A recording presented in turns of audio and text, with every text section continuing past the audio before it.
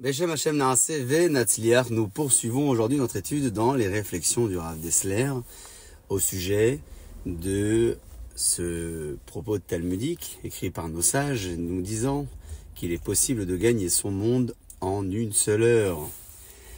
Un propos introduit par le Rav Dessler par ces trois éléments historiques développés dans notre introduction que nous détaillerons et analyserons avec le commentaire du Ruach Chaim écrit par le Rav Chaim de Vologine sur les Pirkei Avot. Nous dit le maître, l'étude de la Torah chez l'Olishma, c'est-à-dire non pas pour l'intérêt de la Torah, représente une clé essentielle à l'entrée dans le Lishma.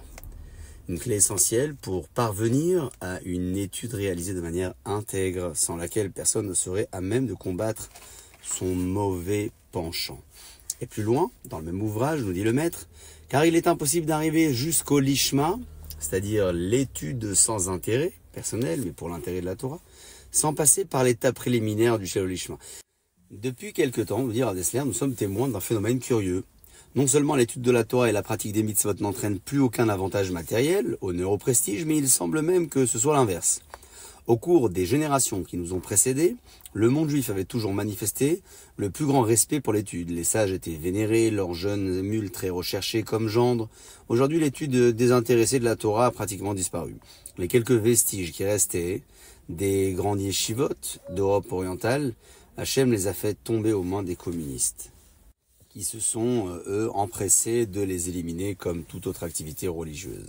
À notre époque, il n'y a rien à gagner matériellement lorsqu'on se consacre à l'étude de la Torah. Cela exige même une bonne dose d'esprit de sacrifice. Tout cela est très surprenant. Quelle est l'intention divine? Dieu voudrait-il détruire sa Torah? Chas v'shalom. Dans un monde aussi matérialiste que le nôtre, on serait porté à croire que les actions pour des motifs désintéressés sont plus indispensables que jamais. Alors, essayons d'approfondir la question. Il n'est pas du tout évident que l'étude intéressée doive nécessairement déboucher sur une approche lishma, et ce n'est pas toujours le cas d'ailleurs. Il ne manque pas de gens qui commencent à étudier pour des motifs intéressés et qui ne dépassent jamais ce stade. Notre illustre aïeul et maître, dit Rav Dessler, qui se nommait le Rabbi Simcha Zissel Zief, enseignait à ce propos la chose suivante. Lorsqu'on commence à s'occuper de la Torah pour des motifs intéressés, il faut avoir en tête l'intention d'arriver au niveau lishma. Car c'est du cœur même de shelo lishma que doit jaillir le lishma. Je rappelle que lishma veut dire une étude sincère pour la Torah, et l'olishma veut dire une étude faite de manière intéressée. Une intention trouble ne se transforme pas toujours automatiquement en intention pure. Cela ne se produit que si le but final est d'atteindre cette pureté, et que pour ce faire, on cède du shelo lishma dans la lutte contre le mauvais penchant. Si à l'origine il n'y avait aucune trace d'une approche désintéressée, comme l'étude shelo lishma, finira-t-elle par déboucher sur une dimension lishma? Dans la vie spirituelle, on n'atteint rien d'autre que ce qu'on s'était fixé comme but dès le départ.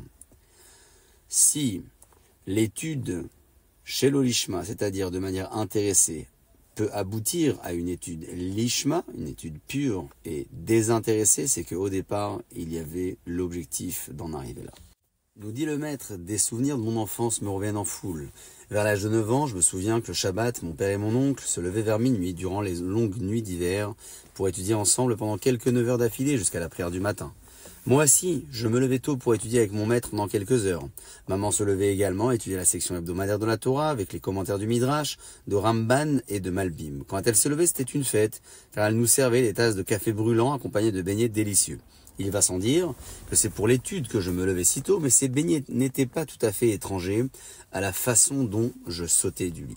Et c'est bien ainsi que Rabbi Simcha Zissel expliquait la Mishnah dans Berachot, sur le verset « Tu aimeras Hachem ton Dieu de tout ton cœur », c'est-à-dire avec tes deux penchants, le bon et le mauvais.